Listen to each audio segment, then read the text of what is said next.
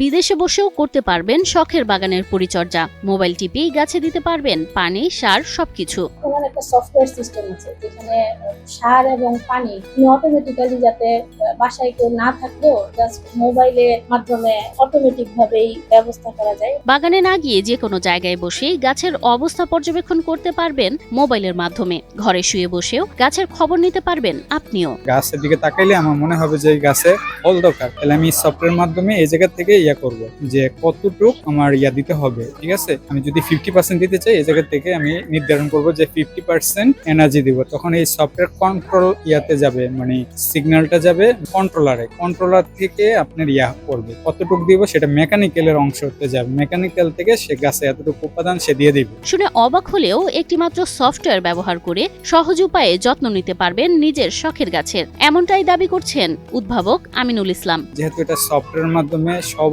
Use করতে পারে আর এটা খুব ইজি। গাছের পুষ্টি সরবরাহ ও খাদ্য নিয়ন্ত্রণে অভিনব প্রযুক্তি উদ্ভাবন করে আলোড়ন সৃষ্টি করেছেন নারায়ণগঞ্জের সিদ্ধিরগঞ্জের তরুণ গবেষক আমিনুল। তার দাবি, এই প্রযুক্তি ব্যবহার করে আমেরিকায় বসেও বাংলাদেশের গাছের খাবার নিয়ন্ত্রণ করা সম্ভব।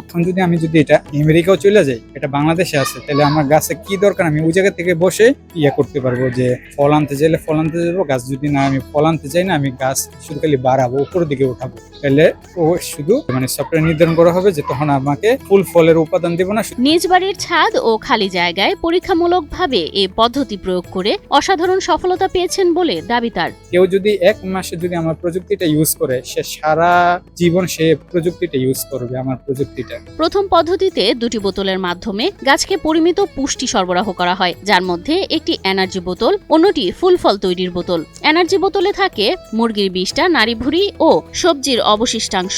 ফুল ফল তৈরির বোতলে থাকে কলার খোসা। এ প্রক্রিয়ায় বোতলের উপরের অংশে পানি দিলে সেটি মিশে মাটিতে যায়, ফলে গাছ প্রয়োজন মতো পুষ্টি পায় বিনা খরচে। দীর্ঘদিন ব্যবহারযোগ্য এ পদ্ধতিতে।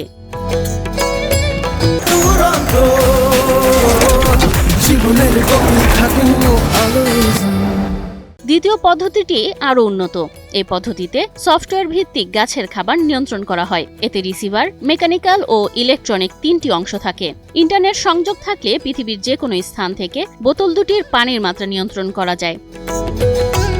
একসময় গবেষণায় বাধা দিলেও আমিনুলের এমন উদ্ভাবনে এখন খুশি তার পরিবার। করবো এটা তো 10 বছর আগে চিন্তাই ছিল না। আর 10 বছর আগে আমি যেই গাছগুলি লাগাইতাম, আজকের তুলনা আকাশ পাতাল।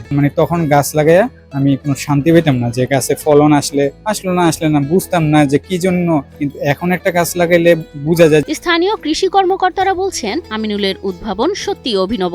এটি প্রয়োগ করলে ফলন বাড়বে, ফল হবে পুষ্ট ও রসালো। সেই ক্ষেত্রে অনেকেই যে বেড়াতে গেলে যে পানির যদি অভাব না হয়, মোবাইলের মাধ্যমে কিন্তু এটা অটোমেটিকলি সফটওয়্যারের মাধ্যমে পানির ব্যবস্থা করা যেতে পারে। এটা কিন্তু একটা উদ্ভাবনী আবিষ্কার। তো অনেকেই প্রযুক্তির মাধ্যমে লাভবান হতে পারে। তো আমি সাফল্য কামনা করছি, এবং ওনার যদি এই বিষয়ে কোনো আমাদের উপসহকারী কৃষি কর্মকর্তা সার্বক্ষণিকভাবে ওনার সাথে মনিটরিং সহ অন্যান্য প্রয়োজনীয় কারিগরি সহায়তা প্রদান করেন। 10 বছর গবেষণার পর এই 2টি পদ্ধতি উদ্ভাবন করেছেন আমিনুল। এ সময় তার খরচ হয়েছে প্রায় 1 লাখ টাকা। বর্তমানে আমিনুল আরো উন্নত সংস্করণ তৈরির পরিকল্পনা করছেন। তবে ল্যাপটপ ও সরঞ্জামের অভাবে কাজ এগোচ্ছে ধীরে। বিত্তবানদের সহায়তা পেলে হয়তো আরো উন্নত কিছু উদ্ভাবন করতে পারবেন বলে আশা করছেন তিনি। যুক্তিগুলি যে আপনারা দেখতেছেন যে 1 বছর এটা আসে না, 10 বছর গবেষণা করার পরে মোবাইল তো থাকে না, চুরি করে যে কোনো সময় নিতে পারে। এই ল্যাপটপে এটা সংরক্ষণ করে রাখে। ওই ল্যাপটপ নষ্ট হয়ে গেছে।